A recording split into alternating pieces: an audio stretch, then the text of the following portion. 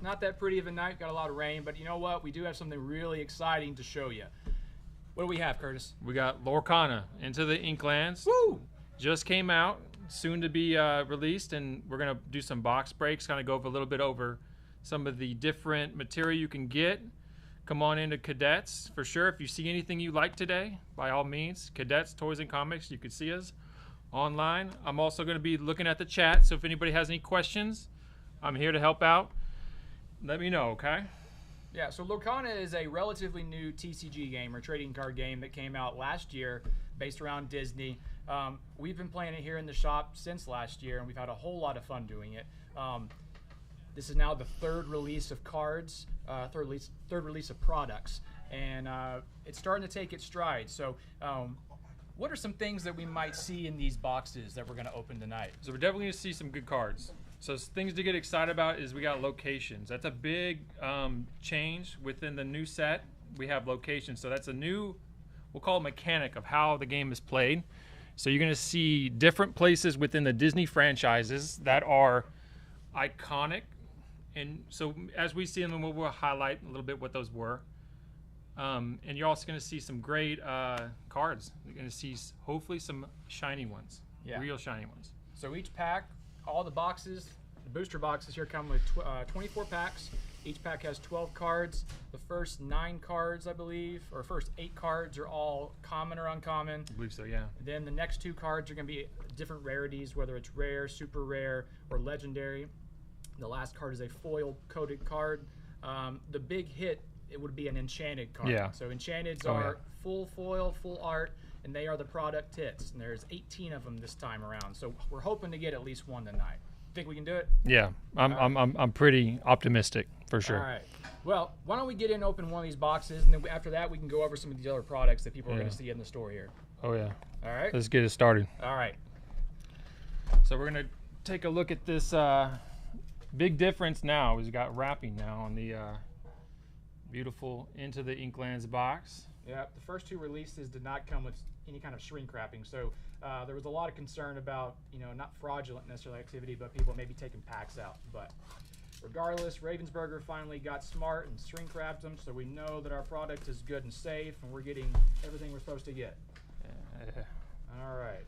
Still have to do the fancy opening here. Something satisfying about opening the box like that, though. No, yeah, the pull tab is good. Yeah. All right. So like I said, we get 12 cards per pack, 24 packs per box. And the hit rates have been pretty good. We're hoping we get an enchanted, but maybe we get some other cool stuff. So we got different art on the front of these things. So we got a Piglet. We got Minnie in her spelunking outfit. I didn't know she ever did that, but Mouse. She does in Inklands. Yeah. So you see a lot of the different Disney characters. They're not going to be always in the iconic way you see, but they're a little bit different. So you'll see a Stitch that likes water and he's surfing, things like that. Astronaut Stitch, like we got on the sleeves here. So we're opening them up. Here we go. All right, so first card, Kick Cloud Kicker from Sapphire. Nice ward card early in the game, 1 cost. Action of Olympus would be that way. So we got Titans in this set now. Della Duck. This is also our first foray into DuckTales. Can't say I know too much about that one, but I'm sure I'll be watching it now. I Will Find My Way, a song in action. This comes from Hercules. Magic Brooms. We get yet again more brooms. I think there's at least 2 in this set. I do think there's going to be a broom deck coming. You're going to see a lot of different brooms in this set, I believe, and that's one of them. And they all kind of work in unison. It's kind of a way of making decks themed to certain ways. So you'll see Mickey and his brooms from Fantasia. Yep. We got Baloo and his quick patch action, removing up to 3 damage from chosen location. Obviously, with the locations coming now, we really have a lot of options of ways to score and ways to win. And you can actually heal your location so it doesn't get taken out as quick. Tinkerbell Generous Fairy, another good amber card. May reveal a character card and put it into your hand. It's nice. And it looks like we have our first land. So this is what I was talking about with locations. So it's a different type of card, and you'll see it looks very different too. So when you play it and during the game, you hit it sideways. Yep. So the art really pops. It's most of the card. So it's going to be a 3 cost to play it. It costs 3 to move an individual character card to this location, and it has a willpower or health rating of 7. So it takes 7 attack for this to be taken off the table. One interesting fact is your characters, or your opponent's characters, can challenge these directly without taking damage. Otherwise, while a character is here, when they're challenged and banished, they also banish the challenging character, which, if you remember from the first series of cards, Cusco had that exact same effect. If he was banished, the character that challenged him got banished. So and go figure, it's Cusco's palace. Yeah. That is the location. Yeah. So that's from, what's the movie? Emperor's New Groove. Yeah, so all right, great movie there. Charterbox Okay. followers. Another 1 cost. Whenever this character quests, you may banish them to draw a card. That will be interesting to see. Boom, another legend. So Location this is our time, first our first rare. It's Maui's Place of Exile. This one is going to tie into the resist schematic, or not schematic, but mechanic. I'm guessing my volume's a little off, so he's going to move this nicely for me. Thank you, Tommy, for the assistance. All right, so that's Maui's Place of Exile. Great looking card. So you're going to get at least 2 rares and then 1 shiny one at the end. Yep, and this is On Your Feet Now. From Captain Hook. Great movie. Ready all your characters and deal 1 damage to each of them. They can't quest for the rest of this turn. So it's a way to salvage your characters from being taken out by a challenge, but you do take damage, so it's risky. And then our foil is Kakamora from I have Moana. no clue. From Moana. Yeah. So there's our first foil. Hopefully we get some nice legendaries or more rare cards. So that's first pack. We'll leave that one out here to be seen. And then this time around, instead of having like a diorama or a 4-piece card set that you can build, you've got new rules about locations and damage and everything. So these will be nice to have, but everybody that buys a box is going to have plenty of them. So it'll be nice extra stuff for you. So first pack, not too bad. Not too bad. We're waiting for some big shiny ones. That's what we're looking for. So the big hits you want to see is they have different logos on the bottom. So there's a legendary, is the big one, and then enchanted's that's the chase. Yeah. That's what everybody wants. That's what everybody's here for. So here we got Rufus. Where is Rufus from? Miss Bianca. Yeah. Yes. Yeah. Yeah. Bernard. Yeah. Yep. I'm hoping they do Rescuers. He's the Down old under. cat. The Wise old cat. Ba-boom! Deal 2 damage to chosen character or location. This will be getting a lot of play, I would assume. As a steel player myself, I think that's going to be a massive card that you're going to see. It's inkable, which is something that you can use to generate a resource to play in the game. Very strong, very strong. Yeah, and steel already has so much damage-causing cards. This is just another one in their arsenal. Yeah. Peter Pan, a new rush card. Also, your character while you have a character named Tinkerbell in play, this character gets 2+ attack. So he will have some help if you've got Tinkerbell out there. And he scores 2 lore. DeVille Manor, early game location, get you 1 lore. Cheap to get players there, or cheap to get characters there, that is. And it might get you a couple turns of lore out. Bestow a gift. Move 1 damage counter from chosen character to a chosen opposing character. I have a feeling we're going to see a lot of damage movement in this new set. Yeah, especially with Amethyst, which is the color he's looking at right now. You have cards like Maleficent, things like that, as a legendary that you're going to be looking for. Next, we got Miss Bianca, who's a Singer 4. Usually when they've got Singer 4, that means there's probably going to be a 4-cost action or song coming. So I would assume we probably have something big in this set. Yeah, I'm a big fan of Miss Bianca and Bernard. Oh, Bernard. Yeah.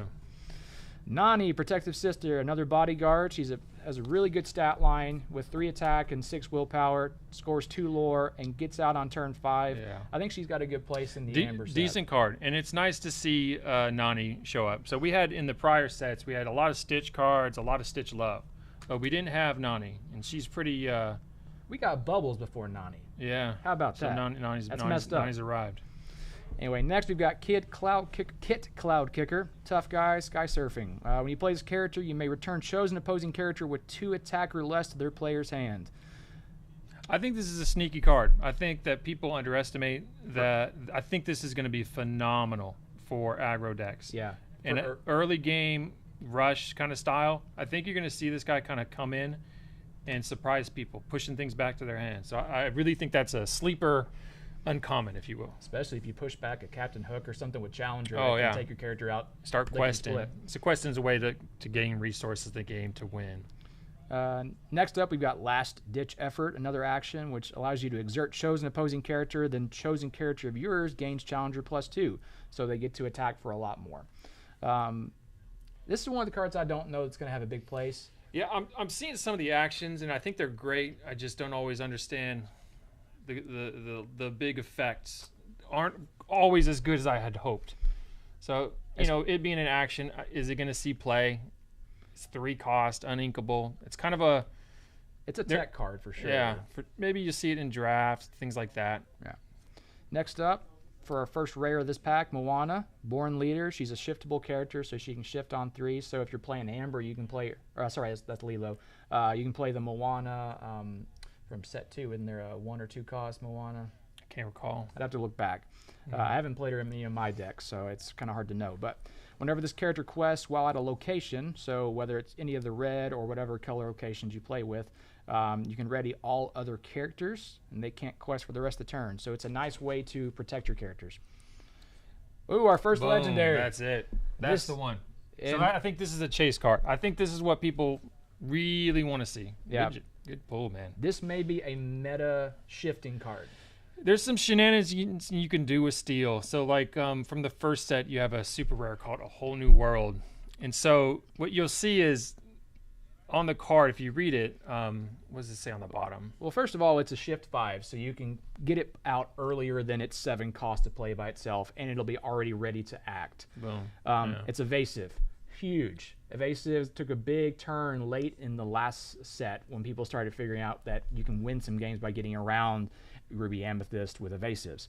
But its big power is that during your turn, while this character is exerted, and you draw a card, you gain a lore. So if you draw any card, you gain 1 lore. So hypothetically, if you have A Whole New World in your hand and you shift him on turn 5, he's ready to sing. You sing Whole New World with him. You discard all your cards in your hand, and you draw 7 new ones. Well, what do you get to do if you draw 7 cards? You get 7 lore, which is huge. Yeah. And if you already have a board state, you might be able to sing Whole New World with another character, and then sing another one, and then you're looking at half the game just In 1 turn. So it's kind of one of those, what is it, OTK, which is a one-turn kill or something like that. Yeah, well, it's 1 turn banish, we should say. OTB. Oh, yeah, banish. Disney characters don't die; they just get banished. They go to happy places. Yeah. But anyway, that's our first really big one. That is actually, I think, one of the big chase cards. Yeah. So I think that one and Ursula. And then our foil is Prince John. Yeah. And for anybody that knows me, they know that my favorite Disney movie of all time is Robin Hood. So this is a big hit for me. It may not be that big of a card because it's uninkable. Does quest for 2, has a decent willpower. Whenever you quest with this character, each opponent with more lore than you loses 2 lore. So I think it does have a place in lore removal or lore stealing, kind of like Aladdin did in the first set. But there's so few spots that people want to give for inkable cards that it may be hard to get a 5 cost inkable out there without a bigger stat line. Yeah, typically when you see the cost of cards that are uninkable, they usually have a unique power, and they're pretty strong. They're more strong than the casual normal card of a 5 cost per se. So sometimes putting those in your deck is kind of a risk reward, double-edged sword. Great cards, but let's share on the board, huh? Yeah. All right, pack 3. I'm going to try to speed up just a little bit, so not. Yeah, once we kind of go through the cards, we can kind of we'll see some repeats for sure. Yeah. Boom, Next another, up, location. Forbidden Mountain. The big hype part is these locations. If they're going to be big, if they're not, going. Another Rufus. So I'm going to kind of, like I said, I'm going to kind of speed through some of these. New Mickey Mouse, Stalwart Explorer. Character gets 1+ attack for each location you have in play, so he does benefit from having multiple locations. There will be several cards that do that. Billy Bones, Keeper of the Map. It's from Treasure Planet, correct? Yes. Big stat line, 6/5, basically a Maui without rush. So good card, and he does score for lore. So if you use a mechanic that allows you to put characters out with rush, or to actually use the action to give them rush, this would be a great card for that, and he can score on another turn. Zazu. Boom. Another character My from Lion nickname King. in high school Oh, was yeah? Zazu. Is there a good explanation for No, that? it's terrible. It's because I have a big nose. They call me Zazu. Okay, My friends. well, I'm sorry. Bad memories with Zazu. Well, you might not want to play this card then. I don't know. What does he do again? Let me see. While this character is at a location, he gets +1 lore, so he scores for 2 if he's at a location. But he's only 1 health, so he's a risk. It's not a bad, yeah. For a 1 cost, He's great, not I bad. think, for kind of an aggro Russian green. Yep. So you have, I mean, Especially depending on what the cost is to move. If you have a 1 cost location, then you can move him and play the location in the same turn. Then you get 2 lore on your second turn, no matter what. absolutely, yeah. Joshua Sweet, I think that's from Atlantis, Lost Empire. Another bodyguard, 4 cost this time. Like Nani was a 5 cost, he's a 4 cost bodyguard, scores 2 lore. Not much of a stat line as far as attack. He has a 1 attack, but he also does have 5 willpower, so he does stick around for a little bit. But just another bodyguard to help your Amber decks. Our first puppy, Rolly, the hungry Rolly. one. This is the one I always identify He's looking with. at his food bowl. Yeah. You know, he's ready to eat. Yeah, The whole movie, he's ready to eat. exactly. He's still ready to eat. There's going to be a lot of puppies. This is our first one. I would assume we see a bunch more. Oh, yeah. Oh, another good card, Ursula. This is going to be another, I would say, meta-changing card. Yeah, absolutely. So there's been some songs from the prior sets that have been very strong, almost too strong. This is a card that kind of can manage that can dial it in. Allows you to steal another player's, well, not steal, but allows you to get rid of another player's song just by playing this card. So I think that she is a staple for most Emerald decks. So what you'll see a lot is in Emerald is kind of strong lore, not big bodies, and you're worried about big action songs, things like that. So you put her out to defend your creatures that might be a little on the weaker side. Next up, we got Mama Odie. Oh, yeah. Uninkable 6 cost. Whenever this character quests, you may move up to 2 damage counters from chosen character to another chosen opposing character. So once again, some more damage movement. Scores 2 lore if you decide to quest. Also has a pretty decent stat line at 3/6. So pretty good. Oh, there it is. This is one of my favorite arts. You're gonna Yeah. see it right here too. Yeah, this is featured on the new deck boxes and deck sleeves that you can buy here at Cadets on Friday. And they're great. Beautiful art.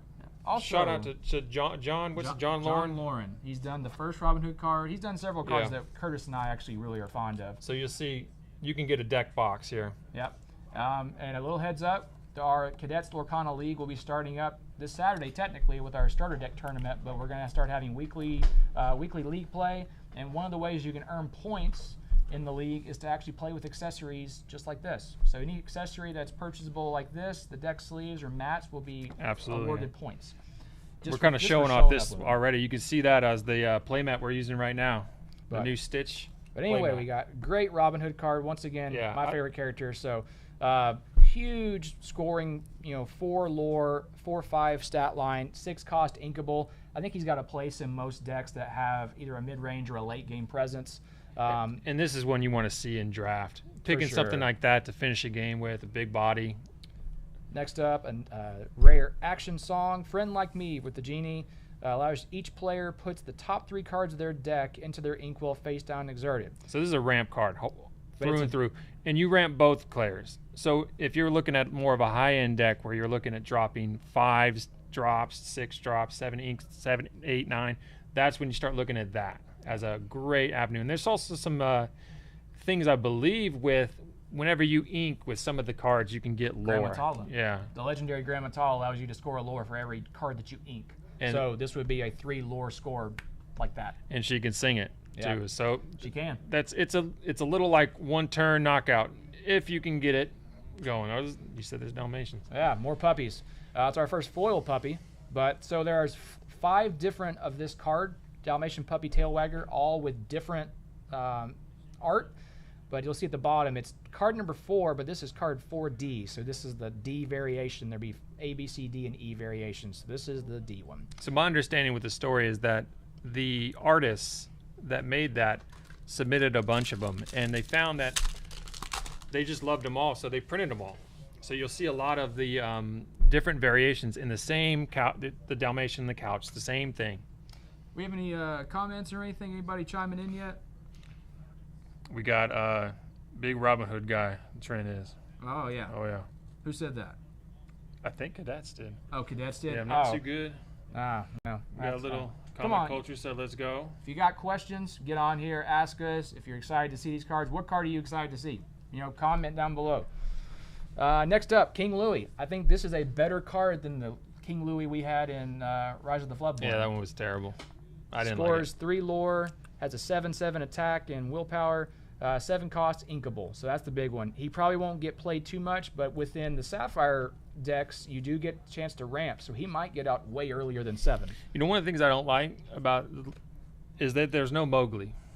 Not yet, at least. Yeah. I assume he's We coming. get the Jungle Book has characters in the first set, second set, I believe, but no Mowgli. Mowgli's like the boy, the lost boy. Yeah. No Bagheera, no none of the elephants, no Oh, you're technically right, no Ka. They gotta put the elephants, and then the one with the little bamboo stick. Yep. Or the kernel. Yeah. That actually be pretty good. Yeah. Yeah, Robin Hood, great, 1 cost, 2/2. I wish he was a 1/3 just for the fact that he'd be able to stick around a little longer in the early game, but he's a great shift target. And hopefully we'll get the shiftable character in here later.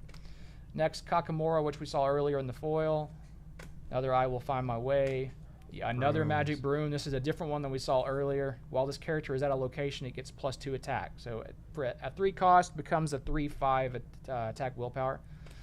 Neverland, another location. No specific action here, just a 1 cost to play it, 1 cost to move a character there. Has 4 willpower and scores you 1 lore per turn. It's like definitely a good 1-drop. Putting that down turn 1, really, if you're going aggro or something like that, that'll stick around. There's not many things that could take that out the next Early, turn. yeah, especially if it's early. And then you can move things to it that get a benefit from it as well. Another great Robin Hood related card, Trigger, not so sharpshooter. I love that his function is called Old Betsy. That's the name of his crossbow? Yeah, that's the name of his crossbow that he pets and said, Old Betsy. I didn't read that part. Yeah. Oh, yeah. So your character's named Nutsy, which is his compadre, get 1+ lore. So he's kind of like Flotsam and Jetsam. You get some interplay between characters that are, from the same movie. I didn't know that. Another Queen card. I actually love the art on this one. Yeah, it's actually good. Some of the art, I believe, in my personal opinion, has stepped up a little bit. Yeah. And the detail that you see is just outstanding. Whenever this character quests, you may look at the top 3 cards of your deck and put them back in any order. So this is a great card if you want to set up the next 3 turns for yourself. You know what you're getting. Cursed Merfolk. This is going to be huge in aggro decks. Yeah, you're going to see a lot of this. Yeah, 1 cost, scores 2 lore. Has no attack power, but when it's challenged and banished, you get they have to discard. So for green Emerald, which already strives on discard, this is just a great card for that, and a good one to have at a rare. Super rare here. Yeah, super rare is Wendy Darling. I like Wendy Darling. Why do you like Wendy Darling? I think Sapphire lacks a little power sometimes, and so you had Phil from the first set, I believe, that was a support. It was exact mimic of that card, but it didn't have Ward, and so Ward protects your minions or a little bit for more than 1 turn usually. There's things that you can get around it, but they're a little stickier on the battlefield. So when you bring out Wendy, then quest with her, you can throw, say, your 2-drop or your 1-drop into something that challenges. I mean, you could really devastate the board state, which I think Sapphire lacks a little bit. So for our foil, we've got a rare. Let's see, what do we get? Cursed Merfolk, same yeah. pack. Boom. Got foil and regular. How about that? That's a good one. These foils and the rarities are kind of hard to get, actually, especially legendaries. So if we see one of those, I'll be extremely happy. But that is from the Little Mermaid, in Ursula's cave. Yep. There's some lost souls. Unfortunate. Yeah. Next location from Sapphire, McDuck Manor. Good stat line. Costs 1 to move players here. 9 attack or willpower. Scores 2 lore every turn that it's on the field. It only costs 4 to get out, and that's in a color combination that typically ramps. So you might be able to get it out. If you're playing Grandma Tala, you're playing the Mickey. I mean, actually, I guess it won't matter too much then. But if you're playing Grandma Tala, you can get it out a turn early. It's one of those high locations. Some of the locations that I think you're going to see a lot are low-cost ones. So that's one, to be seen. We're not sure how that will stick or not, as far as being meta or playable. Yeah. Razul from Aladdin. While this character has no damage, he gets +2 attack. Very similar to who was the character from the last set that was silver or steel? Came from Tiana, the Princess and the Frog movie. Lawrence. He was a 0-4, but when he had no damage, he was a 4-4. It was a Horus. Horus? Lawrence. Okay, yeah. I'm 99% sure at least. I believe it, yeah. Next, Jim Hawkins. A good 3/2, 2-drop. Not bad. If it was a 3/3, I think it'd be really strong. Beautiful card, though. A good action pose. I think the art is great on that one. Speaking of Flotsam and Jetsam, here's our first from this set. Jetsam.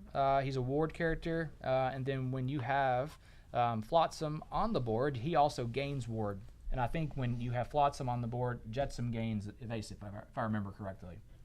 Or at least that's what it was in the first set. Yeah, the first one was that. Magic Carpet finally gets a card. Yeah, I think this is great. Yeah, it allows you to move a character to a location for free.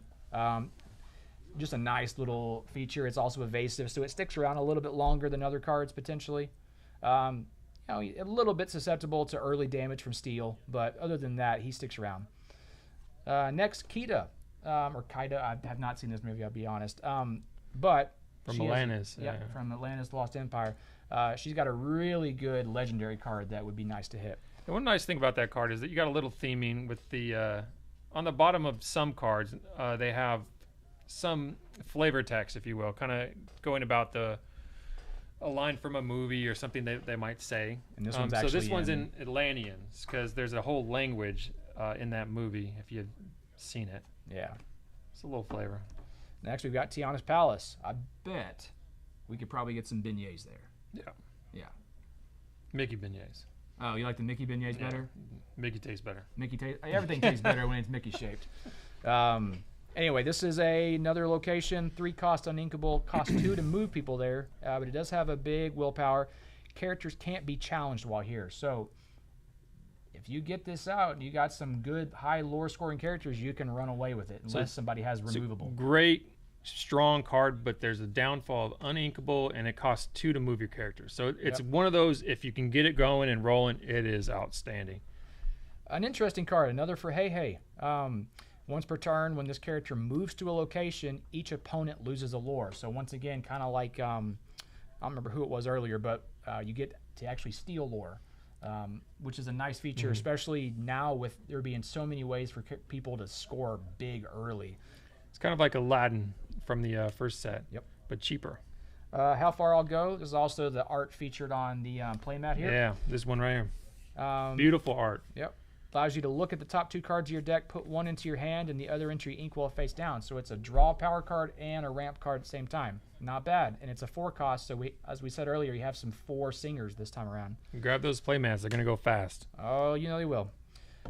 First rare for Stitch, Covert Agent. He's evasive, 3/3, 5 cost, and while he's at a location, he gains ward. So can't be targeted, which is nice. Might get some decent use in Emerald, especially if it's an Emerald aggro deck that plays locations. He's going to be competing with some other the 5 drops, though. We'll see. You got Gyro Gear Loose or Gyro Gear Loose. I mean, a Gyro sounds good right about now. Yeah, I could go for one of those. Anyway, back to the task at hand. This allows you to put any item card from your discard onto the top of your deck. So if you're playing an item deck, you might be able to return them and get secondary use out of them. Popsicle. Yeah, so that Sapphire runs a lot of items. So having recursion now added to the game where you can bring items back. So bringing back a Popsicle, say, like that for Banished. Pretty strong mechanic. It does take a body to get down, and you have to spend a turn kind of getting set up. But it's one of those cards that there's a card called the Lucky Dime. Hopefully we get to see it. It's a legendary. I mean, bringing back something like that was destroyed, It'd be game changing. Yeah, pretty huge. Our foil, Alice, a super rare. I love the art on that one. When you exert her, you get to exert chosen opposing character, and then all other opposing characters with the same name. So, who has a lot of cards in the set? Stitch. So hypothetically, you could choose to exert a Stitch card of the opponent, and then all the other Stitches they have on their board are exerted and can't quest, can't attack. And Beast has a lot of legendaries, a lot of strong cards. Yep. From the prior sets. So let's see, we're 6 packs in. Pretty happy with this. That Jafar Jafar's still a huge hit. Yeah, definitely something to chase. I think a playset of that's in my feature. Yeah, you just don't want to be on the other side of that one. All so right. these got some more DuckTales. Yeah, some more DuckTales. Lena Sabruing, or she's got her Saberwing. dark magic. Saberwing probably makes more sense. She's a rush card, 1/3 attack. I don't know that a rush 1 attack is going to be very helpful, but maybe I'm wrong. Yeah, very situational. Maybe something you see in draft. You know, she can come in to finish off a low character and surprise people. Maybe a bodyguard character like Simba, and then your other characters come past her. McDuck Manor, which we've already seen. Minnie Mouse, which is the art featured on the pack. While this character is at a location, she gets +2 attack. I think the Mickey is similar. There's that. Agrabah, our first red location or ruby location. Good early game, 3 cost, 1 cost to move it, 5 health or willpower, and then it gains 2 lore every turn. Very strong card. Yep. So you're going to see stuff like that come down, I think, for sure. Especially with it being on turn 3, in a sense, because that avoids getting, with a 5 willpower, it takes 2 characters that early in the game to take it out, and it's early enough that you're not going to run into Maui's and other cards that have big attack. Yeah, and Ruby's got some strong reckless characters that you can get down early, turn 2, strong one, to kind of defend that location.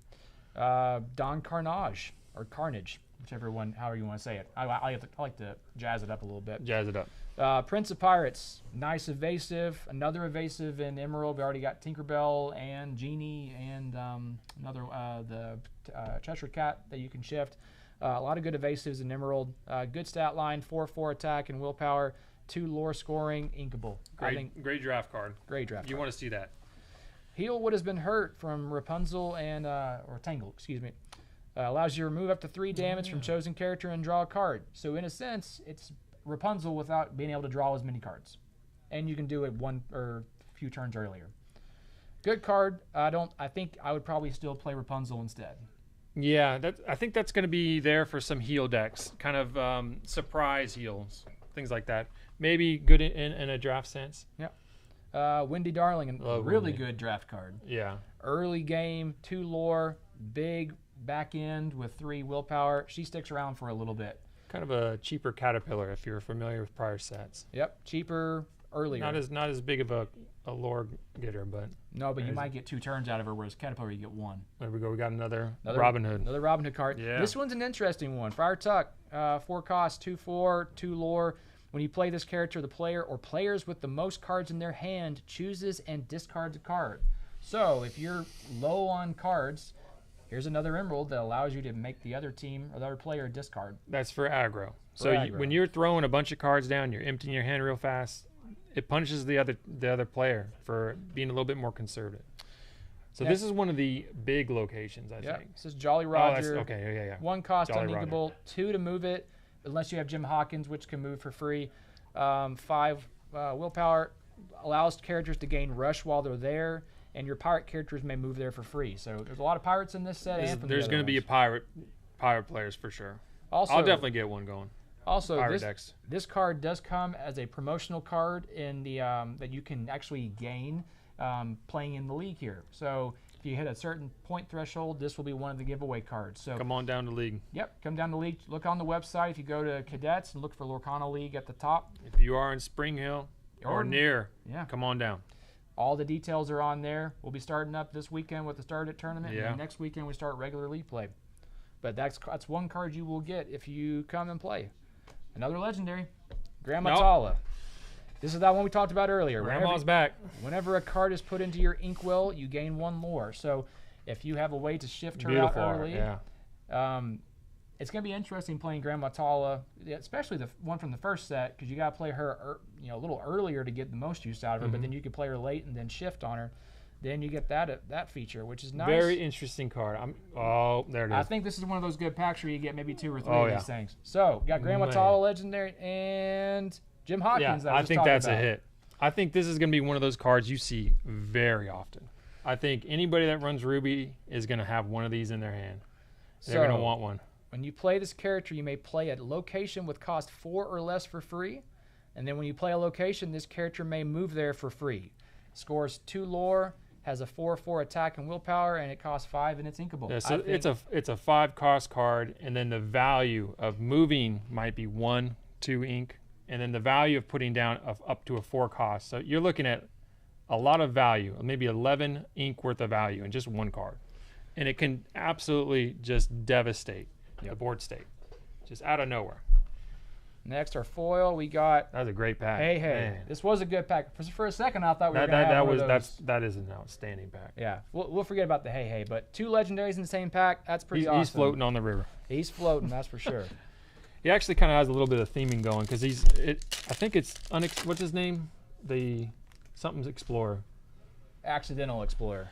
Yeah, so he gets benefit from moving from location to location, and that's when you see him kind of decimate the Lord. Yep. On the other. Some more DuckTales. Louie, he's a support character. 2 lore, relatively early game. Not bad. There's a bunch of these characters still to come, though. Gizmo Suit, an item that you can keep on your board. DuckTales pack. Yep. And when you use it, you banish the item. Chosen character gains resist +2 until the start of your next turn. So that reduces damage by 2. He's like the DuckTales superhero. Yeah. Milo Thatch, Spirited Scholar. So this comes from Atlantis: The Last Empire. While this character is at a location, he gets 2+ attack. So he's a 2 cost, 2 attack, 2 willpower, 1 lore. He's a good shift target, though. You know, if we get the other Milo that can shift. Oh yeah. Here's Jetsam. Did we get Jetsam earlier or Flotsam? I can't remember. I can't recall. I think it may have been this one, but it's a ward character, and yeah, this is one we got earlier. So seen that. Magic Broom, which we've already seen. Patch, the Intimidating Pup. He's a 4 cost, 3/4. Chosen character gets -2 attack until the start of your next turn when you exert and use his ability called Bark. This is a diamond in the rough card on draft. Yep. If you can get a card like that, it is absolutely game-changing to board state when you put that down. That is a card you want to see in draft. Starkey, Devious Pirate, basically another similar to the Robin Hood card, 6/6 as far as its attack and willpower, 3 lore scoring, 7 cost, inkable. I think there's other options in Emerald that you can use instead of this. Emerald I think is more designed to be aggressive more times than not, and so getting to turn 7 and playing this card may be a little reaching. Yeah, I think that's something that maybe you would find to use its ink, or if things aren't going well, maybe something you throw down on turn 7 as a last-ditch effort to get a little bit more lore. Especially with no... Very, very situational, though. Yeah, and with no, like, other features or triggers. It's, kind of like the... who's the guy from Emperor's New Groove that... squeak, squeaky, squeak, squeak. That guy. Kronk. Kronk, yeah. The 6 cost steel card from last set was a much better card. Absolutely. And it was 6 cost. Yep. Last ditch effort we've already seen. The Bayou. Now, for anybody that's been keeping up with the meta as far as decks and what's real popular right now, this card is getting a lot of steam. It's a 1 cost, 1 to move character there, 3 willpower. Whenever a character quests while here, you may draw a card, then choose and discard a card. So do yourself a favor and look up Relentless Beast, Sheriff of Nottingham, and the Bayou. It might be an interesting thing for you. Next up, for a rare, we got Huey. Already got Louie earlier. Here's Huey. So that's the big card that if you can get down on turn 2, I think his brothers, so you got Huey, Dewey, and Louie. If you can get the turn 3 one, I can't recall which one that is, and the turn 4, if you get them all in a row, when this guy quests, he gives you, I think, 3 cards. Yeah, you get to draw 3 cards. So you'll see that kind of combo in the starter decks is the, I believe it's this one. Yeah. That is a combo you want to use in a starter deck. Stratos, Tornado Titan. Hercules, allowed to tap him to gain lore equal to the number of Titan characters you have in play. So you might see some Titan decks coming. Once they're all out, they really synergize well, and I believe Hades amplifies their effects. Then our foil is Pluto, Friendly Pooch. This card is going to be really good to get earlier big cost characters out. You can tap him or you can exert him, pay 1 lore less for the next character you play. So if you play him on turn 1, turn 2, you can exert him and play a character or a cost 3 character out. And if you get Doc out, then you can really start ramping up. I think it's a great card for pushing aggro, or if you don't get your ink curve, he can skip you ahead to get like a 3-drop down, and I think that's when he'll really, oh my goodness, he'll really see a good use. Yep. Another Louis. So that's the 4-drop one, yeah. Another Mini, another Moana that we saw. Or actually, this is a different Moana. This is Undeterred Voyager. It's an evasive character, so she can't be attacked except by evasive characters. Cubby, one of the Lost Boys from Peter Pan. 4 cost, 3 attack, 5 willpower. Whenever this character moves to a location, he gets +3 attack this turn. Pretty good stat line for, you know, taking another character out. Yeah. Especially since he doesn't. Not a fan of that one. No. I think that cards that cost a lot, that you got to move to a location, they better have a pretty good effect. And I think that's one of the lackluster. Some of the Lost Boys I'm not too big of a fan of. Diablo, Faithful Pet for Maleficent. Whenever you play a character named Maleficent, you may look at the top card of your deck, put it on either the top or the bottom of your deck. So you kind of get a filter effect, and you also get to know what your next play is, potentially. And you're going to see Maleficent in this, yeah. for sure. Orville. Yeah. Ace Pilot, also from Rescuers. the Rescuers. Yeah. Great character. Early, big willpower, sticks around for a little while. Be a great character to use to gain damage, to actually use Rapunzel to heal and draw from. Just a thought. Yeah, absolutely. I didn't think of that. Robin's Bow, uninkable item, allows you to deal 1 damage to chosen damaged character or location. And then whenever a character of yours named Robin Hood quests, you get to ready this item, so you could use it twice in the same turn. So you're going to see this in a Robin Hood ping deck. You're going to definitely say, they're going to see a bow come down, Robins come down, and then things are just questing and pinging. So you put a 3-drop down that has a 3 body on it, and it's just going to get pinged down immediately.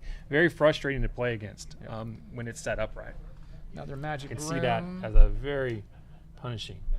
I don't know where that's from. Thaddeus Clang. I have no clue. I mean, it looks like it's from I have no idea. Treasure Planet. That's what it looks like, but don't quote me. I've seen that movie. I can't recall. Maybe he's one of the goons on the pirate ship or something. I don't know. Whenever this character quests while at a location, you may deal 1 damage to chosen character. Does gain 2 lore. Has a decent stat line. Rare, the Bare Necessities. Now, this is going to be a relatively big card. I think that's probably one of the strongest rare drops you can get right now in the game. It's a song. From my belief.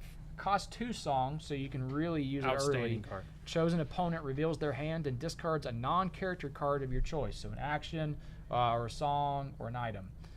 This can be pretty awesome to use, and also you might be able to recycle this. Now, if you're playing against somebody that's playing Amber Emerald, you might go against the Ursula that can sing this twice in a row, and then you lose 2 actions or 2 items. That could be pretty devastating. It's pretty devastating, yeah. Simba, Fighting Prince. Another 7-cost Simba, 2 lore, 5 attack, 7 willpower. When you play this character and whenever he banishes another character in a challenge during your turn, you may choose one to either draw 2 cards, then choose and discard 2 cards, or you can choose to deal 2 damage to chosen character. That's a lot on one card. Is it when you play this character too? So one of the downfalls you see with Kronk in the last set is that he'd come down and he wouldn't be effective, an immediate effect. This you can ping 2 damage, but it costs 1 more. So there's a little downside for that, but you automatically always get that ping damage, which is what you want with a Kronk or a Tinkerbell, things like that. I could see this working well in a Sapphire Steel deck that ramps. If you can get up there, yeah, it's a very strong card. Getting to 7 is a challenge with some of the way the meta is right now.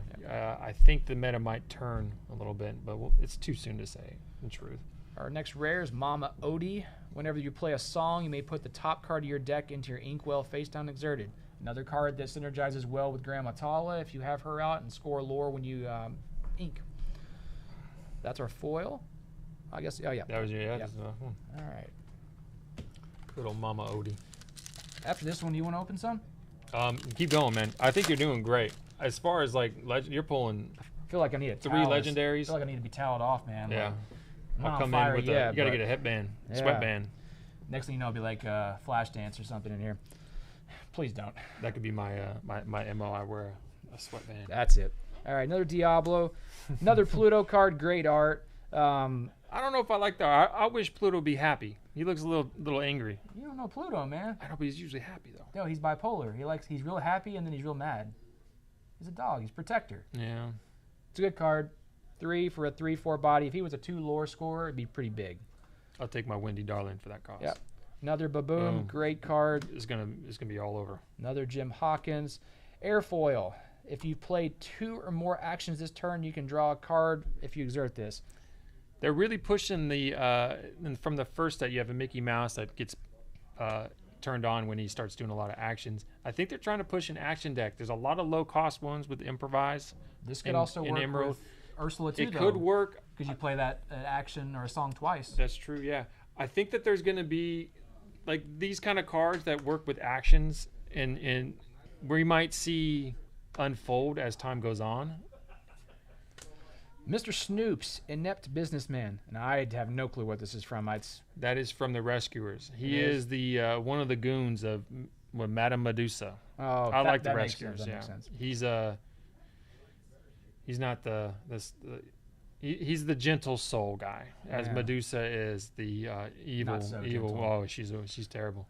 So Mr. Snoops, 4 attack, 8 willpower, 2 lore scoring, 6 inkable. We got a lot of choices at the 5, 6, and 7 cost for Amber now. This is another one for you. I'm not sure what his specific use will be. I think he might be something that you can throw down, trade in, and heal up, because there's a lot of healing in Amber, and he's got a big body. So maybe good in draft sense where you can just keep using that guy to defend the board. Too soon to tell on all this stuff. Motunui from Moana, another location, 2 cost, 1 to move it, 1 to move a character there, 5 willpower, 1 ink, or 1 lore that is. Whenever a character is banished while you're here, you may put that card in your ink while face down exerted. I think we did see this one earlier. I just forgot. Nala. I think that's a good card. Yeah, I think it's a good, just standard, easy to understand, does what you want when it comes down.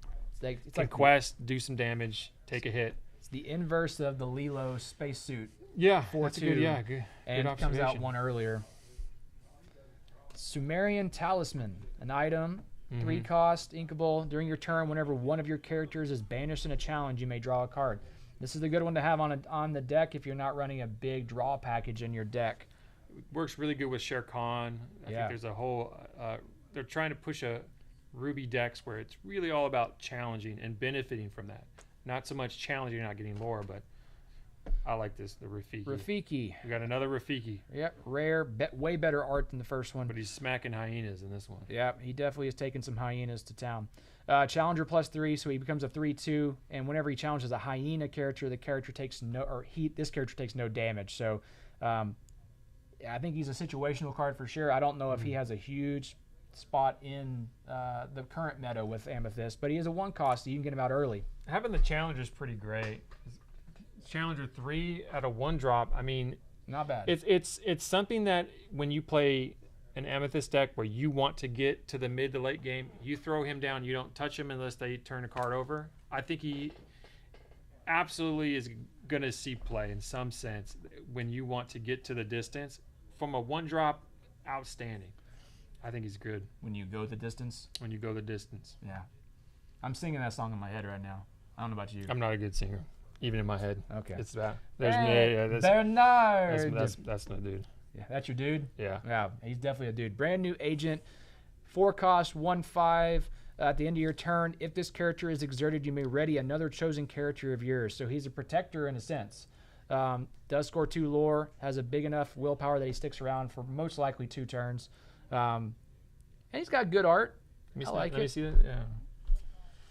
And then our foil for this pack was Magic Carpet, which we've already seen. I love the theme. This is a brand new agent. So Bernard, I think in the movie, he was a janitor. He was cleaning up. And Miss Bianca said, I'm going to take a chance on you. And so this is him trying to be brave and doing things that he's not comfortable doing. This is interesting. I think this pack was like put in backwards. I think usually it's like this when you open from the back side of the pack. I don't know. I'll have to check that out. But it opened up this way. Oh, I can tell you right now. Yeah. You keep going. Anyway, got Grand Matala. When you play this character, look at the top 2 cards of your deck. You may put 1 into your hand, put the rest on the bottom of your deck in any order. Good filter card. Also a good shift target for that legendary. Kind of a weird shift target because she comes out on 4, then you shift her on 5. You know, I kind of like it better when you can get a character out a little earlier and shift. Yeah, I feel like the Tala shift might be the 2-drop Tala. Yeah. She's a great card. You know, Sapphire has that kind of decking where you can kind of look at what you're doing ahead of time a little bit. Olympus would be that way, an action that allows characters to get +3 attack while challenging a location this turn. So if you're going against a location that has a big willpower, this might be a usable card. Another Peter Pan we saw earlier. Cubby saw earlier. The Firebird, Force of Destruction. 4 cost, 6 attack, 2 willpower, 1 lore. I think this is just a big body for a 1 turn. I don't like it. Yeah, I think with what Amethyst is doing, I don't know if this is... There might be a place, but I think it's a 1 turn. Yeah, just there's to a get lot of somebody 4 out. drops. You can get a goat. Yeah. The Merlin Goat's a very good card to put down at a 4-drop. Cleansing Rainwater, banish this item, remove up to 2 damage from each of your characters. Another damage removal or healing effect for Amber. Great card because of the theme. Yep. So from Ray and the Last Dragon, he's the dad that was frozen as stone the whole movie. Yep. And so you see him kind of, I don't know, thawing out. I'll call it thawing. Yeah. Scroop, the Backstabber.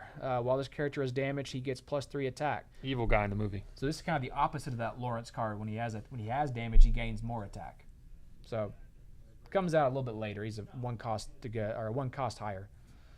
Scrooge McDuck, the Scrooge. Whenever this character quests, you pay 1 ink less for the next item you play this turn. So once again, Sapphire's still sticking with item decks to a certain degree. So I just noticed something with this card. What's that? All these cards, if you look at, they all have kind of a basic bottom part. And so you'll look at that one and it's got gold coins. Yeah. You don't see that. No. No. I think you mentioned that. What did you call it? Where frame break. Frame break. Yeah. All out of the enchanted have frame break. But That's you'll real see. cool. I think it's a little Easter egg, if you will. I just noticed right now. Rise the Titans. This is going to be a big card. You can banish a chosen item or location. You know, if people really start playing locations heavy, this is going to be a great card to have. Heart of Atlantis. You pay 2 less for the next character you play this turn. So it's a beefed up lantern. It's strong. It's uninkable though, and it's expensive. I think it's like a 1 or 2 copy. Maybe great if you're going late game with Amber in some sense. And you're trying to get big bodies out. If you can get it down and use it in unison with other card reducing costs, you maybe can get something really strong down early. Speaking of strong, Prince Eric, another uninkable, but when this character is banished, you may banish chosen character, and he's a 2/2 attack willpower, so kind of underpowered there. 2 lore scoring. I think the big feature is that he's he's kind of an earlier version of Cusco, meaning he gets out early and he forces, when he's banished, it forces the other character to be banished too. Not as much lore, and he doesn't have awards. So I guess it's actually a bad representation of what he is. So I think this card is really good if you can have a location down. So think of, there's always this kind of a meme, well, Maui kills things, Maui kills it. I think that's a card where it's a 4 cost, and if you think of the idea of you push it towards a location that gives it haste, he's a Maui now, and you could throw it into something, and it will destroy anything in the game. Yeah. Or it could be, the flexibility of it could just be questing. So I think he's a good card. I just too soon to tell where what decks pop in. Helga Sinclair is our foil in this pack. She gains Challenger +2, so she becomes a 4/4 when she's Challenger. 3 cost, 1 lore scoring. Fair card. Early card, another steal that allows. There's not a whole lot of Challenger in steal, so I think that's where. I think there's a lot of Challenger in steal, but I think that there's not. She's got a big body on the end, so she's a 2/4. So I think she's going to be good in that sense. Usually you see that with like Prince Eric. He's got Challenger as well as Captain Hook. Another Kita. She's like the 3-drop challenge now. Yeah, so this is a 2-cost bodyguard. This is the new Simba. Yeah, I think you're going to see her pop up with some of this Amber shift with the Legendary. It's a good shift target. Kakamora again. Sir Hiss. Yeah. 2-cost evasive, 3/1. Just a great second play if you're running aggro and you're trying to keep people out there. If you're not going against Steel, who can have dispersed damage, not a big willpower, so it doesn't stick around too long if you do go against an evasive character. But great art. Alan Batson's the artist. love this card. Yeah, I think having a card that is evasive that's so small at a 2 cost, you can sing things like Sudden Chill and protect it because it has invasive. Sometimes you don't want to sing things with your cards because they are very vulnerable. But, another example of an evasive, Iago.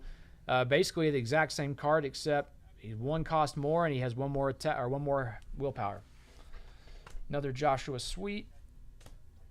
Action, I've gotten the dream. Ready chosen character of yours at a location. They can't quest for the rest of this turn. Gain lore equal to that location's lore.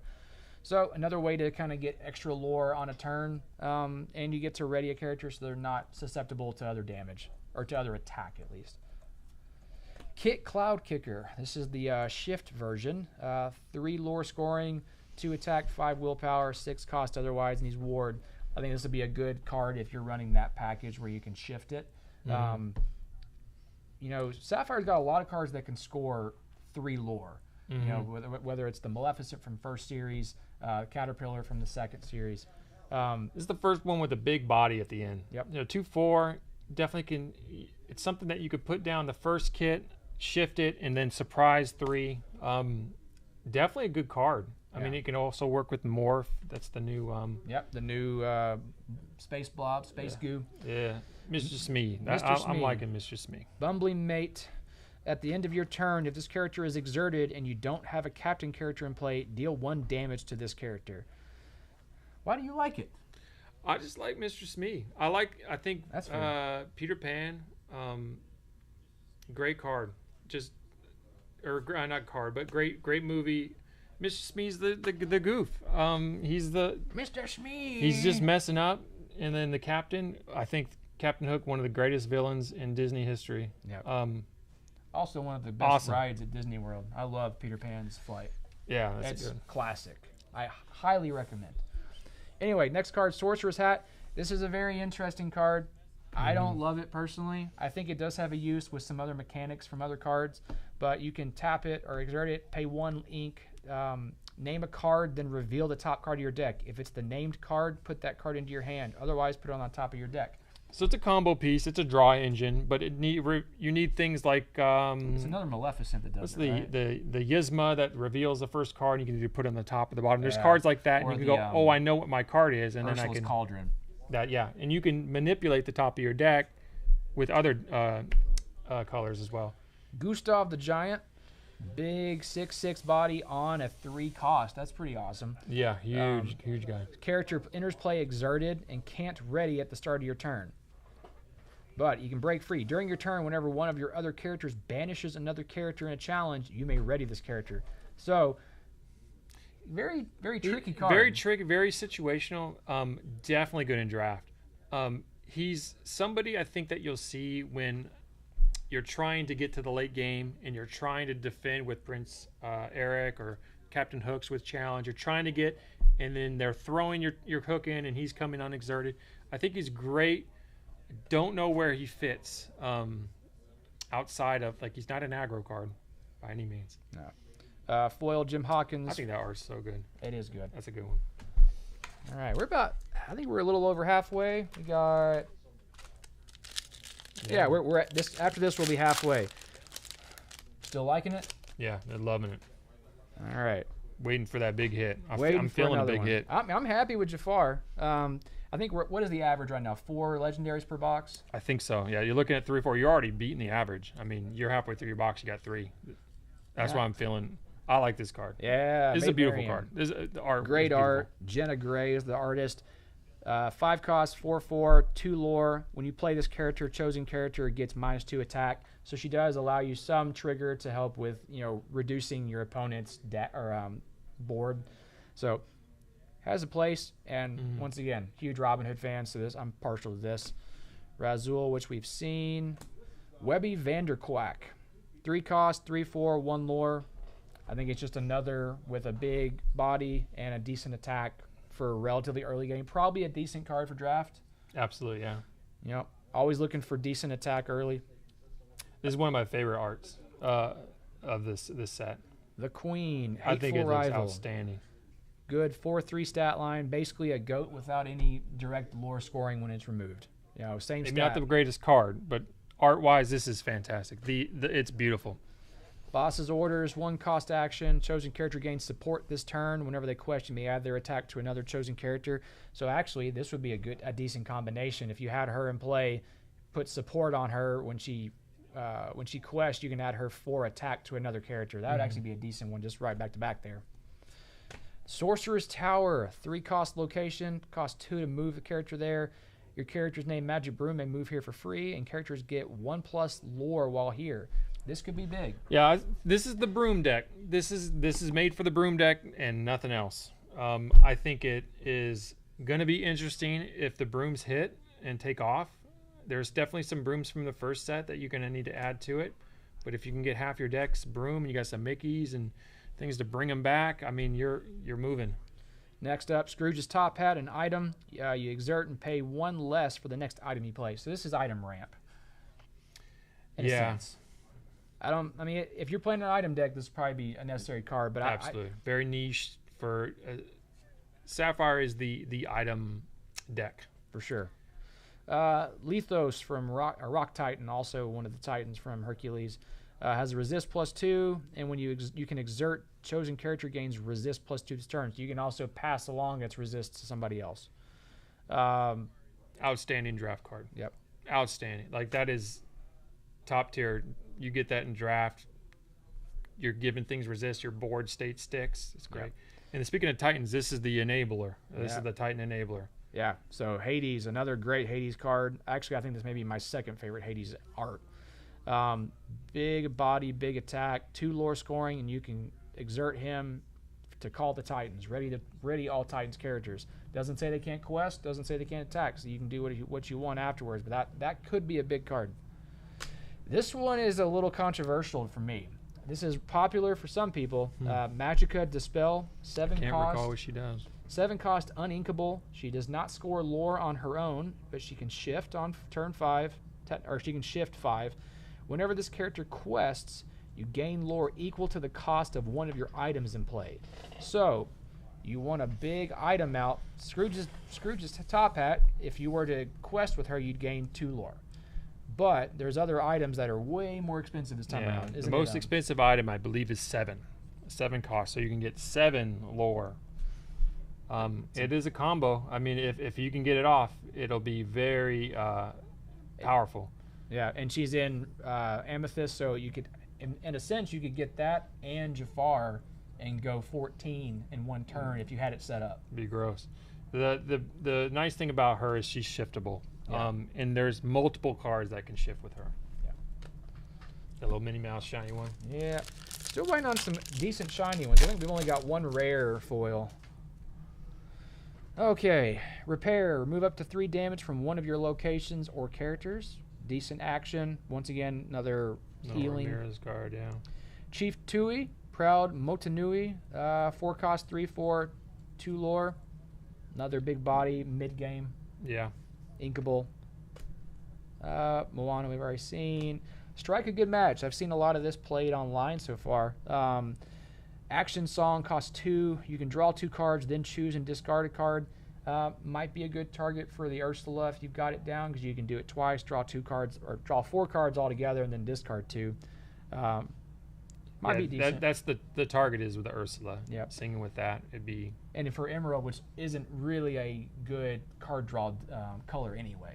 So it gets Emerald a little bit into the mid game faster. You're getting a little bit more of a card draw. Yep. I mean, speaking of one of the shiftable targets, there's one of them. Yep. There's Magicka Dispel. Can't recall the other one though. 2/3, 1 lore.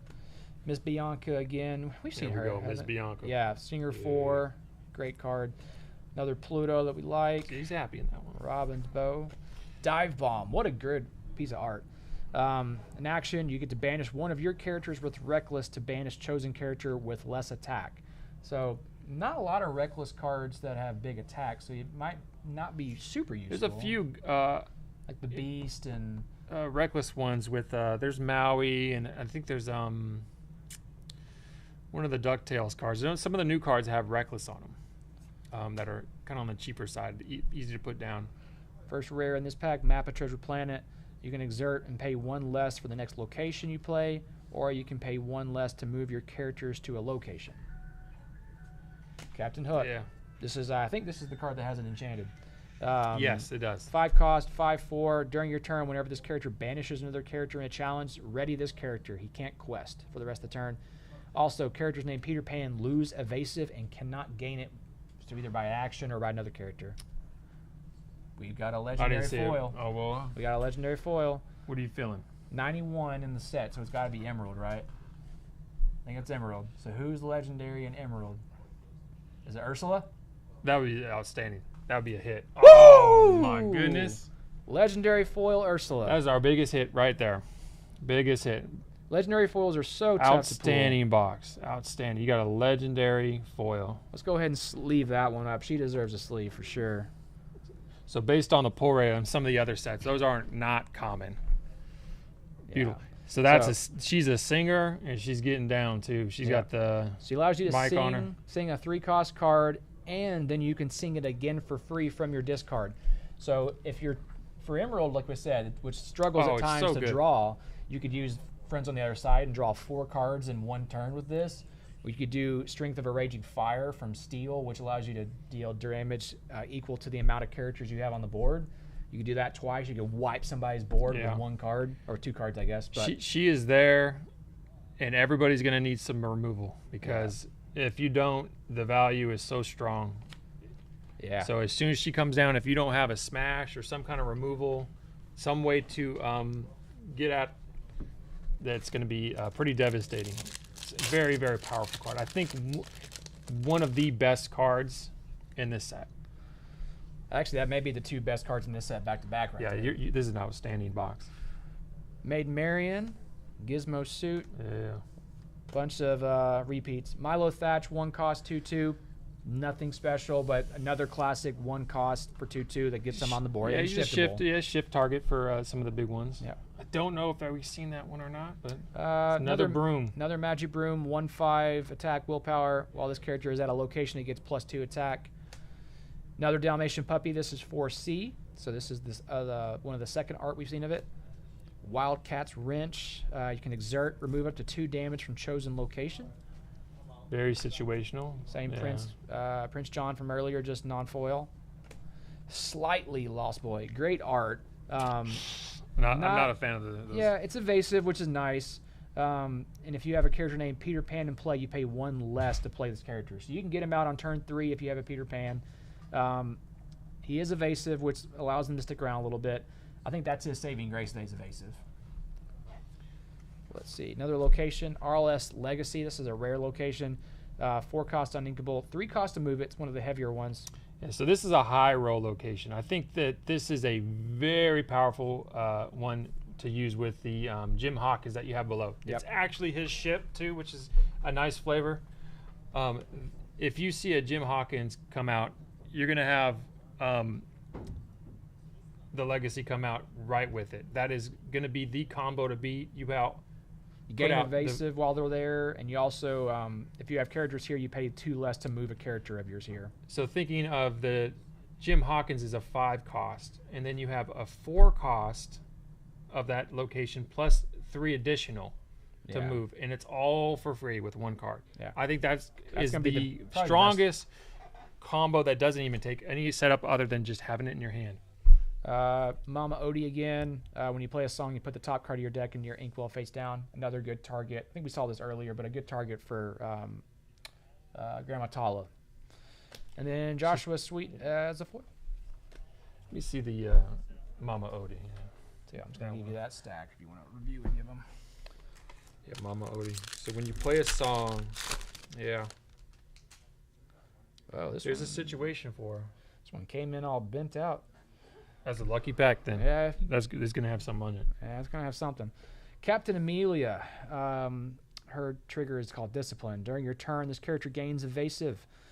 So kind of like a Cruella de Vil from last set, gains evasive during your turn. Not much attack, but it has she's a little weak on that end. She does have a big willpower, but I don't know how much that really serves her. If you can add Challenger to her, would be a great card. I think it's one of those cards that would work with like Wendy Darling, that is a support character with Ward. Yep. That's like a big early game. Earlier we saw Trigger. Here's Nutsy. Gotta love it. And back-to-back Robin Hood characters. There's Skippy. So that's one of the He's a cute little guy. cute little guy. Yeah, he's a cute guy. He's And- trying to be like Robin. Yep, trying to be Robin. He's got the hat, got the dagger. Yeah. He's Ward, which is a little bit nice. Relatively weak, coming out at 2 costs though. I think for someone like me who's going to build a Robin Hood theme deck, this is great just to have extra characters. But I don't think he's going to see a lot of play otherwise. There's a lot of competition with Emerald low cost. Yep. So if in new sets, and they got to be competitive. I mean, with the low cost Emerald cards, because there's so many good ones. There's a enabling card right there. Yep. Interesting card right. 99 Puppies, an action that whenever one of your characters quests this turn, you gain 1 lore. So if you have, for instance, a bunch of puppies on your table, and they all quest, you gain an extra lore per character. So I think this is a late game play. Oh, it's the kill shot. Yeah, it's the puppies nail in the run coffin. in, and Amber's going wide, and you just throw all the puppies in. That's one of the newer Reckless cards, I think, right? Yep, this is 3 cost Maui Reckless 5/2.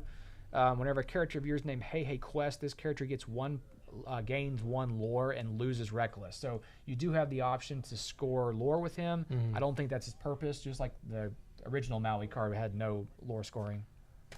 Scrooge McDuck, another repeat. Here's basically a Pinocchio. Pretty much, yeah. 1/1 attack willpower, 3 lore, 2 cost uninkable. I think it's just exactly another. This enables some of the Ruby players to go, well, is Slightly aggro an option now? Is Yeah. there something we can use Ruby with? Now Ruby's an aggro contender.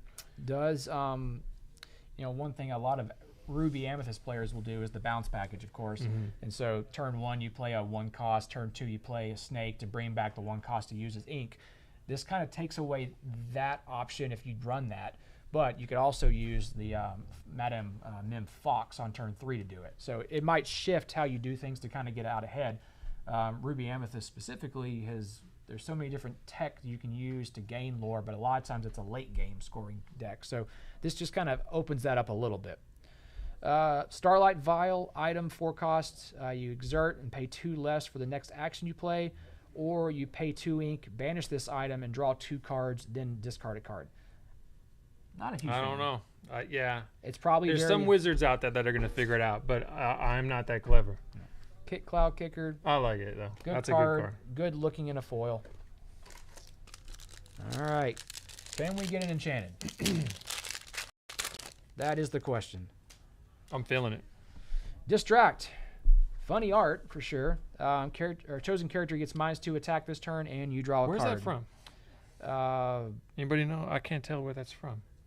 Is it the Jack and the Beanstalk? yes, I think that is. Is what that it like the is. giant? I think. I can't it's recall. Not, I'm I don't not- think it's I'm the not- giant, but I like my Mickey Mouse cartoons, but I can't remember. if you're watching and you know where this is from, type it in the Yeah, chat I so we have can no see idea.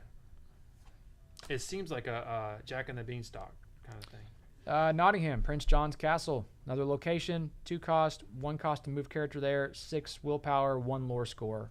Just another one great for the theme deck. Yeah, so I think putting something like that down, defending with characters that like Minnie Mouse that empower it. Voyage, 1 cost action, move up to 2 characters of yours to the same location for free. I can't remember if there's a location that allows you to gain lore by moving characters or not, but that would be a great use of this if it does that. I think it's very niche, but it's when those high cost ones like the RSS Legacy. Yeah, the Legacy. That's when you see that kind of card being really useful when it's really expensive to move it. Finally got Flotsam, the match to Jetsam. This one allows Jetsam to gain 3 attack. So it doesn't give it evasive, but it does give it attack. Bestow a gift. Move 1 damage counter from chosen character to chosen opposing character. Just damage moving. Puppies. The 5th, or well, our 3rd, but the 5th total of the Dalmatian versions. This is for E. It calls me. Draw a card, then choose up to 3 cards from chosen opponent's discard and shuffle them into their deck. So it's kind of a last-ditch effort if you're looking for a card, because it's also going to give your opponent a slight advantage. They can potentially get a card back, but also it kind of muddies up their deck if they have a certain plan for what's coming. I think that's when you see those kind of actions being useful, when they're 1 cost, way to fill out your curve. Other of the Ursula from earlier. Another Bare Necessities, great card to have 2 Can't copies have enough of. of those. Ooh, you There did you go. standing on this one. So Kita. four regular legendaries and 1 foil legendary. This might be the best box I've seen. Well, it's only I mean, that you got packs left. This is outstanding. so Kita. We talked about this briefly earlier. Great shift 3 for the other Kita cards. 3/5, 2 lore. When you play this character, all characters get -3 attack until the start of your next turn. So if you've got people on the deck, you know, it's all characters, including your opponent's characters. So Yeah. you don't run the risk of having your characters taken off the board as easy if they were going to have to challenge. So this is an aggro finisher card. You get to turn 4, you get your board state out, and then the opponent's like, I'm going to drop something to take out your board state, and then you put Kita down. And it delays it 1 turn. And sometimes, as most of you have played, you lose by 1 turn. That gives you 1 more turn. I think it's a very strong card. Got Repair again, Mickey Mouse again. We're going to start seeing a lot of duplicates here as we get further into these boxes. Pua! What a great piece of art. And what a cute character. Moana is such a good movie, and this character finally gets its first card. What does this action do? When this character is banished, you may shuffle this card into your deck. So it's decent. It doesn't go away. It does something. I mean, if it went back to your hand like the Hey Hey from last set, that'd be awesome. But Little anti-mill deck. yep. If someone's trying to mill you, Heal. Here's a good Jafar shift target. you're gonna see this guy. When you play this character, look at the top Yeah. 2 cards of your deck, put one on the top of your deck and the other on the bottom. Follow up to this, you could always use the Sorcerer's Hat. Yeah, magic hat. Yeah. Yep. I think this is the shift target. This is the key shift target for Jafar. Another copy of Motunui. Another copy of Nala. Hey! Super rare. I told you it's not Chernabog. over. For each character Oh, my card in your goodness. discard, you pay 1 That's less. So crazy. this is one of those characters where you want to have a lot of characters in your discards. You pay nothing to get this out earlier. Mm-hmm. Then they all get shuffled back in your deck. So definitely an anti-mill card. Big body, a lot of lore. I mean, theoretically, you should be able to get multiple turns out of this card unless you're going against Ruby that can remove it. Yeah. Or Sapphire. But Getting -10 is maybe not always the goal. It can get -8. But if you do something like a whole new world and all of a sudden you discard part of your hand, I mean, you're getting it Comes out out the next quick, turn. yeah. Correct. This could be, so if you do a whole new world, if you do the Rapunzel, or if you do the Ariel thing where you get 1, 2, 3, Ariel comes out, you've got 4 in your, hypothetically you might have 4 in your hand still. You might be able to get it out relatively early. We'll see. Yeah, I feel like on average you might see this thing on turn 5, turn 6. Lyle Tiberius Rourke. When you play this character, a chosen opposing character gains Reckless during their next turn, so it's very similar to Captain John Silver. Mm-hmm. Whenever one of your other characters is banished, each opponent loses a lore, so it does deter them from challenging, but not much. I think this is an enabler for the Belle in the second set. Oh, good call. Where you force challenged on Belle, and when she's obliterated, she makes the opponent discard their hand. It can happen. It might happen. King Louis, Robin Hood, Voyage, Flotsam, Magica. All of these are repeats. Neverland's a repeat. Starkey. Here's the other Magica Dispel that could be used as So a that's shift. another shiftable target. Yeah. This one you can exert to return chosen item with cost equal to or less than this character's attack, so a 3 or less item to your hand. So, And you have to understand that like item decks is Sapphire, and there's some Sapphire is one of the big support package decks. So you can give this thing a bunch of. Is it the first one, right? The attack. yeah. So you can get a lot of attack by giving it support. Wendy Darling, you quest with her, and now you can return something that's 6. Yeah. I mean, it's That's a tricky way to definitely play it. enabler. Yeah. Good some- card. I think I like that one better than the other one. Yeah. They're those are the shift targets to get if you're going to play an item deck. Here's I think Pride this Lands. is a great looking card. 2 cost, 2 to move, 7 health or willpower. How we doing, Tommy? You want to come say hi? Hi. Oh, well, Tommy says hi, everybody. We're all connected. Characters get +2. What is that actually signaling? +2 resist right here? Is that resist? It's willpower. Willpower. Yeah. It's Oh, it just looks different. It looks like so Yeah, so they get +2 willpower no, while is here. it no, it's willpower, I think, or resist. I don't know. I think it's willpower. Resist and willpower kind of are the same. Well, they're not the same at all. No. It just looks similar. Yeah. If you have a prince or king character here, you pay one ink less to play characters. So that's a decent little feature. I did see earlier where there is a ultimate loop that you can play if you have 2 of these, 2 princes, and then you run the snake or the fox, and the oh, I think I've seen that. Yeah, the Merlin. The Merlin. So you bounce infinitely because you're constantly reducing, and every time you bounce something, Merlin gains an extra lore that he gets can quest one more. for. So you he can gets literally, infinite lore, one hit. Yeah. Might not see it, but No, probably it's very, very situational. you might get away with it on your locals when no one sees it coming. Shenzi. Pretty sure this is Whoopi, right? Isn't this Whoopi's character? I have no idea. I don't know. We went to trivia one night and I lost it for us because I guessed Whoopi instead of somebody else. Anyway, this is our hyena. Pack leader 06. While this character is at a location, she gets +3 attack.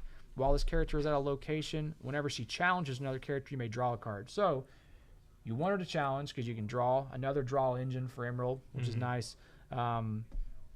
Other than that, though, just kind of situational, I think. Yeah, I feel like it's a very good card, but maybe it's something you see later. And then a foil of Maui's Place of Exile. That's our first location to have foil. All right, we got 6 packs left, and then we'll be wrapping up. While you're here, if you're still here watching, be sure to like and subscribe to Cadets on YouTube, on Facebook, on Instagram. All the links are at Cadets Toys. Feel free to leave a like. Even get on Google, leave us a review if you like the shop. If you don't like the shop, don't do that though. Like us on social, comment, leave a comment below. We probably haven't seen a whole lot of them yet, but we'll be finishing up here, and then we'll kind of review these products and a couple things, and then we'll be done. Another Cloud Kicker, 1 cost, Ward. Shift target, you know. Another Kita we've already seen. Della Duck, Reckless. I'm pretty sure she's in the starter deck, isn't she? I believe so, yeah. I think she's a good board state, gets you a little bit farther along. Yep. Deville Manor, 1 cost, 1 to move, 4 willpower, and 1 lore scoring. Another copy of Pua. Another copy of Kita. Another Magic Room. I think we haven't seen that one yet, have we? No, we have. We've seen the big cost 6. Yeah. Okay. Dewey, which is a support. We saw that one earlier. Here's one we haven't seen. Simba, Rightful King. During your turn, whenever this character banishes another character in a challenge, chosen opposing character can't challenge during their next turn. It's a lot of writing to say if you banish somebody, you can choose who can't challenge their next time. Kind of slows the board state down a little bit. It's a lot of competition at the 5-drop and steal. You got but yeah. There's a lot of Simbas late in the game too. You notice that? Yeah. Especially in steel. Gustav the Giant. This character enters play exerted. We've seen this one actually. Yeah. There's my boy Sheriff of Nottingham. Great, super rare card. Whenever you discard a card, you may deal 1 damage to chosen opposing character. You're going to see this card. You're going to see a lot of this. There's a great mechanic featuring him, Relentless Beast, the green legendary from the 2nd set, and then the Bayou, which we saw earlier. All the people that really enjoyed ping decks, things like that, are going to like him. And then Captain Amelia for the foil.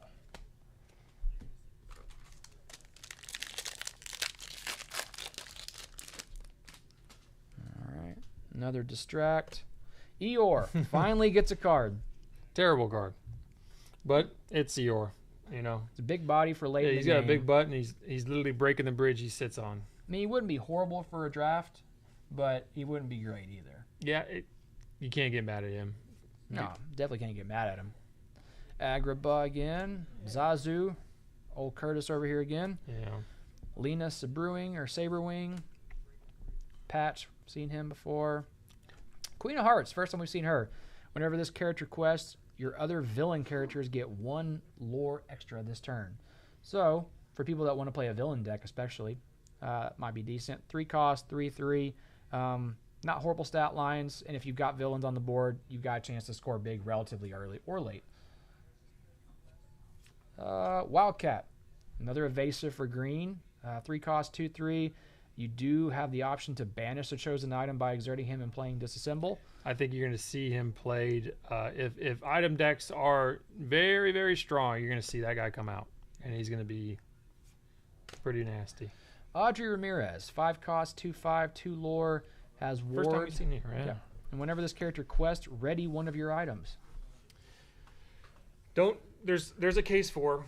Yep. I can't think off the top of my head items that you want to ready often. Maybe things like maybe she'd be good in aggro with the shield, where you ready things up after you quest. What is the card that allow? Well, you could use like Scepter. You could add support to another character. You could also what's the one that allows you to add a lore? Not The Flower, the book, magic book, or something like that. it's a Sapphire card. I thought you. Eye of the Fates. Oh, I was thinking Eye of the Fates. You tap and it allows you to Amethyst add. has that book. Yeah, Amethyst does too. That you could do that with Amethyst. You could ready that and pay another lore to do it. But I was thinking the Eye of the Fates.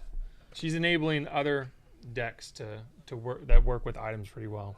This is a strange one for me. The art's great. 4 cost, uninkable, 6/6, 2 lore. This character can't challenge or quest unless it's at a location. It's very specific on when you can use it. It's one of those things that it should have been just 5 cost and maybe uninkable. Nice Marion foil. I don't know when I'll see that. I don't even think you'd pick that in sealed or draft rather. I don't know where. Maybe there's some wizard that figures it out better than me though. Vault door item. Your locations and characters at locations gain resist +1. I think that could be very good.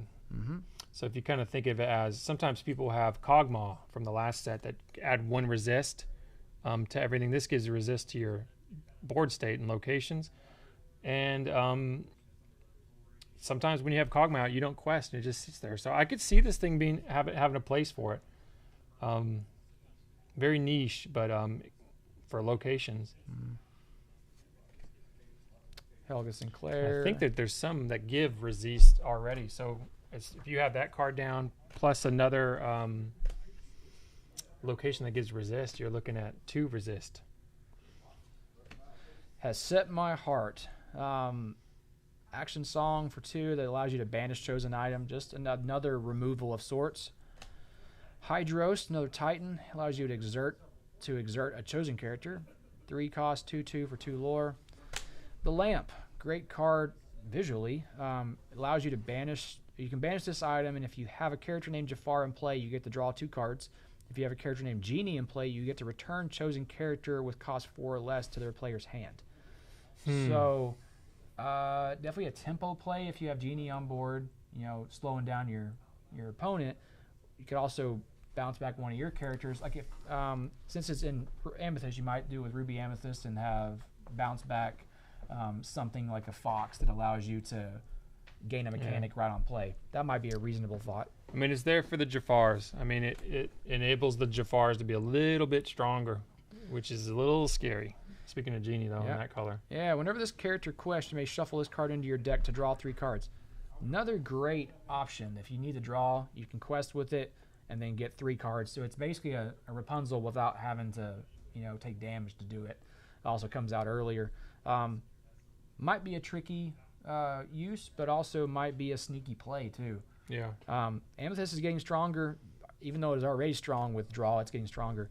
Magic Brooms. Shiny Brooms. Yep, Shiny Brooms. Got a couple more. Yeah. 3 more packs, and then we're going to wrap up here. Once again, be sure to follow all the socials for Cadets at Cadets Toys. And be sure to leave us a like, hit that like button, subscribe on YouTube, and leave us a comment. Let us know what you think about the product. Do you like it? What's been your favorite card you've seen? And what has been your best pull? We're here to see what you get too. Next up, Grammatala. I think we've seen her. Nottingham. Stitch that matches the playmat card, yeah. A rush card, 3/1. I think it's a 1 use. If you're using it as rush, it's a 1 use just to knock a character out and not survive. I don't think it's a bad card when you look at things like Smash. Yep.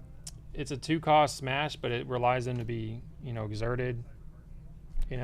Doesn't get around things like Bodyguard though, but you never know. Yeah. Getting a bunch of repeats here. Got a good sample. Flint Hard Glomgold. During your turn, this character gains evasive. It's a 3/4 with 2 lore. Decent card. Kind of like the Corel DeVille. Comes out a little bit later. Yeah, he's kind of a good evasive counter. I think Amethyst has the Corella as well. Yep. It's the bigger body Corella. Love this card. Love the art. Love the character part of the movie. Little John, Robin's pal. What is his name? He's the Duke of Chutney. That's what he is. That, yeah. And this is where he calls Prince John PJ. And he calls Sir Hiss. What does he call Sir Hiss? I don't remember. Doesn't matter. Anyway, 3 cost bodyguard. During your turn, this character gains evasive. I think the bigger thing here is he's a shift target for the big, super rare Little John, which is a pretty awesome card. Yeah, it kind of enables bodyguard decks. Is another Titan? I don't think we've seen that one. Pyros, Lava Titan. During your turn, whenever this character banishes another character in a challenge, you may ready chosen character. Big stat line, inkable, decent card if you're running Titan decks for sure. Pongo, Determined Father. Once per turn, you may pay 2 ink to reveal the top card of your deck. If it's a character card, put it into your hand. Otherwise, put it at the bottom of the deck. Filter card, looking for characters. I think it's a sleeper hit in aggro. Yep. It's not something you want to see early because you want to be able to put him down with, pain. But another location foil. I think he's a good card. Well, he's in the starter deck. You're going to see him a lot if you're going to play that. He's 1 copy of him, but okay. Captain Amelia, Chief Tui, Milo Thatch, Strike a Good Match, The Queen, awesome art. Yeah, I think the art is Boss's Orders, one of the best. Sumerian Talisman, another genie, 2 cost, 2/2 for 2 lore. Early presence. Looks like he's in the box, like in the frame. I just noticed that. Cramped in the lamp. Is that what it says? Yep. Oh. Captain Hook's Rapier. During your turn, whenever one of your characters banishes another character in a challenge, you may pay 1 ink to draw a card. So it's a draw engine. Your character's name Captain Hook gain Challenger +1. So your 1 cost Challenger or Hook would be now a 4 instead of a 3. Pretty strong. Minnie Mouse Rare. Singer 3. Whenever you play a character with Bodyguard, you may remove up to 2 damage from chosen character. And she can sing early. Great and heal deck. Yep. Oh my goodness. Doubled up on the Ursula Legendaries.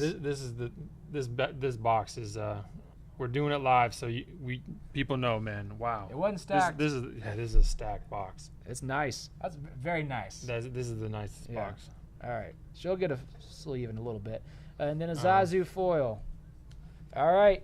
1 pack left. Can we get an enchanted? That would make this one of the best box openings ever. Ever, yeah. I would say ever. 6 legendaries is insane. All right. This is not a common box. This is very special.